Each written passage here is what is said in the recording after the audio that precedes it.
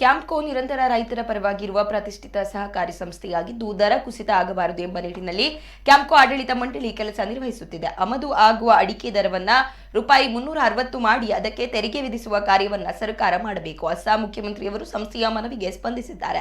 ಅಧಿಕಾರಿಗಳು ಹೇಳಿದ ಎಲ್ಲಾ ವಿಚಾರಗಳನ್ನ ಸರ್ಕಾರ ನಂಬಬಾರದು ಎಂದು ತಿಳಿಸಿದ್ದಾರೆ. ಸಹಕಾರಿ ಸಂಸ್ಥೆಯ ಮೂಲಕ ತೆರಿಗೆ ಪಾವತಿಸಿ ₹15 ಅಡಿಕೆ ಮಾತ್ರ ಬದಲಾವಣೆಯಲ್ಲಿದ್ದು, ₹85 ಅಡಿಕೆ ಖಾಸಗಿ ವರ್ತಕರ ಮೂಲಕ ಚಲಾವಣೆಯಾಗುತ್ತಿದೆ.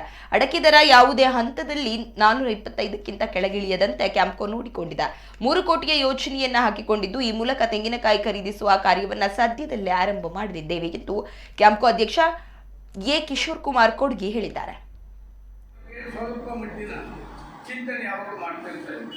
ಕಳೆದಷ್ಟೇ ಅಂಗಡಿಯವರು ಇಡೀ ಅಹಮದಾಬಾದಿನ ಎಲ್ಲ ಬ್ರ್ಯಾಂಚ್ಗಳಲ್ಲಿ ಹೋಗಿ ಬಂದಿದ್ದಾರೆ. ಅಲ್ಲಿನ ಪರಿಸ್ಥಿತಿಯನ್ನು ನೋಡಿದ್ದಾರೆ. ಅಲ್ಲಿ ಏನಾಗ್ತದೆ ಅಂತ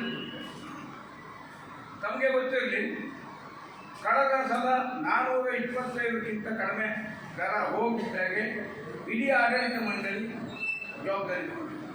ಪ್ರೈವೇಟ್ನವರು 380-375 ಮಾರುಕಟ್ಟೆಯಲ್ಲಿ ಹಿಂದೆ ತರಲಿಕ್ಕೆ ಪ್ರಯತ್ನ ಮಾಡಿ ಕ್ಯಾಂಪ್ಕೋ ಬಿಡಲಿಲ್ಲ.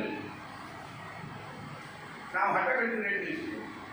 ತಮಗೆ ಗೊತ್ತಿರಲಿ ಶೆಟ್ರೆ, ದಿವಸ 18 ರಿಂದ 20 ಕೋಟಿ ರೂಪಾಯಿಯ ಹಣದ ಅವಶ್ಯಕತೆ ನಮಗೆ